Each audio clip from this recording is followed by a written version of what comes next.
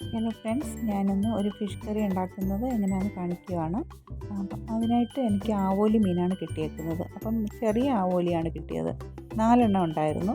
അപ്പം ഇത് വളരെ പെട്ടെന്ന് തയ്യാറാക്കുന്ന രീതിയിലാണ് ഞാനിവിടെ കാണിക്കുന്നത് കേട്ടോ. അപ്പോൾ ഈ ആവോലി മീൻ ഞാനൊന്ന് കഴുകി കട്ട് ചെയ്ത് വൃത്തിയാക്കി കൊണ്ടുവരാം. ഇതിപ്പോൾ ഞാൻ കട്ട് ചെയ്ത് നന്നായിട്ട് കഴുകി വൃത്തിയാക്കി വെച്ചിട്ടുണ്ട്. ഇപ്പോൾ ഞാനൊരു മൺചട്ടി അടുപ്പിൽ വെച്ചിട്ട് അതിനകത്ത് മൺചട്ടി ചൂടായി വന്നപ്പോൾ കുറച്ച് 1 ടേബിൾ സ്പൂൺ വെളിച്ചെണ്ണ ഒഴിച്ച് കൊടുക്കുന്നുണ്ട്. എന്നിട്ട് കുറച്ച് കടുക്, പിന്നെ ഒരല്പം ഉലുവ എടുത്തിട്ടുണ്ട്. ഉലുവ, ഉണക്കമുളക് ഇത്ര ഇട്ട് കൊടുത്തു. ഇതൊന്ന് പൊട്ടി വന്നപ്പോഴത്തേക്ക് പിന്നെ ഞാൻ ഇതിനകത്തേക്ക് ചേർക്കുന്നത് 1 ഇഞ്ച് കഷ്ണം ഇഞ്ചി ഞാൻ അരിഞ്ഞു വെച്ചിട്ടുണ്ട്. ഇഞ്ചി, പിന്നെ ഒരു 3 അല്ലി വെളുത്തുള്ളി, പിന്നെ ഒരു അരമുറി സവോള. കാരണം ചെറിയ ഉള്ളി ചേർത്താൽ കുറച്ചുകൂടി നന്നായിരിക്കും. എൻ്റെ കയ്യിൽ ചെറിയ ഉള്ളി ഇല്ലാത്തത് കാരണം ഞാൻ സവോളയാണ് എടുത്തേക്കുന്നത്. അപ്പോൾ ഒരു വലിയ സവോളയുടെ പകുതിയാണ് എടുത്തേക്കുന്നത്. പിന്നെ ഒരു 3 പച്ചമുളകും എടുത്തിട്ടുണ്ട്. ഇത്രയും ഒന്ന് വഴറ്റിയെടുക്കുക. ഇത് നന്നായിട്ട് വഴറ്റിയെടുക്കുമ്പോഴേക്കും നമുക്ക് അരപ്പ് തയ്യാറാക്കാം. ഞാൻ അല്പം മഞ്ഞൾപ്പൊടിയും കൂടി ഇതിനകത്ത് ചേർത്ത് കൊടുത്തിട്ടുണ്ട്. അരപ്പിനായിട്ട് ഞാൻ 1 മുറി തേങ്ങ എടുത്തേക്കുന്നത്. തേങ്ങയ്ക്കകത്ത് ഞാൻ 1.5 സ്പൂൺ മല്ലിപ്പൊടി, ഒരു 3 സ്പൂൺ മുളക് പൊടി, അതായത് പിരിയ മുളക് പൊടി ആയതുകൊണ്ട് 3 സ്പൂൺ എടുത്തത്, 3 ടീസ്പൂണാണ് എടുത്തേക്കുന്നത്.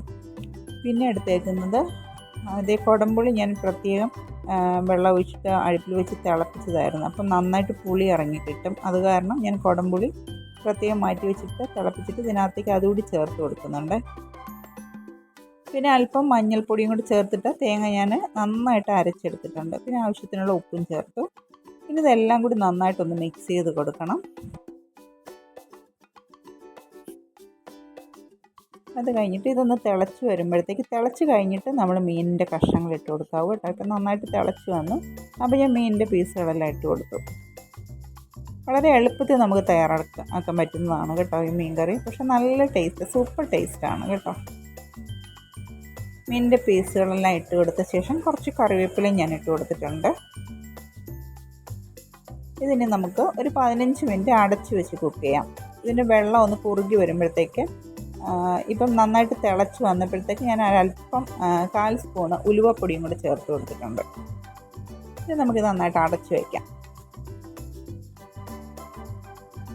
അടച്ച് വെച്ച് കഴിഞ്ഞ് ഒരു 15 മിനിറ്റ് കഴിഞ്ഞിട്ട്, എന്ന് വെച്ചാൽ ഫുള്ളായിട്ട് അങ്ങ് അടയ്ക്കരുത് കേട്ടോ.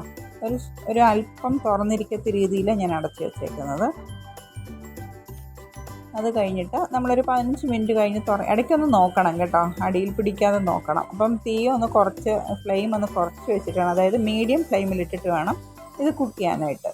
ഇപ്പം മീനിൻ്റെ ഗ്രേവിയൊക്കെ ഒന്ന് കുറുകി വന്നിട്ടുണ്ട്.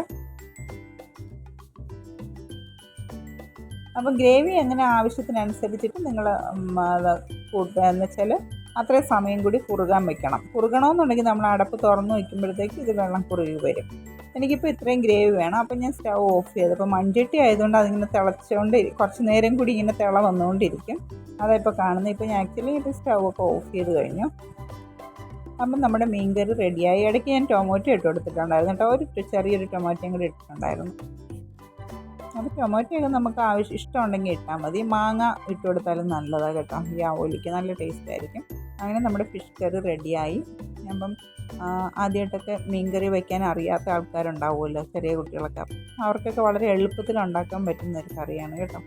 അപ്പോൾ എല്ലാവരും ഒന്ന് ട്രൈ ചെയ്ത് നോക്കുക. പിന്നെ ആദ്യമായിട്ട് എൻ്റെ വീഡിയോ കാണുവാണെങ്കിൽ എന്നെ സപ്പോർട്ട് ചെയ്യുക. Okay, thank you for watching.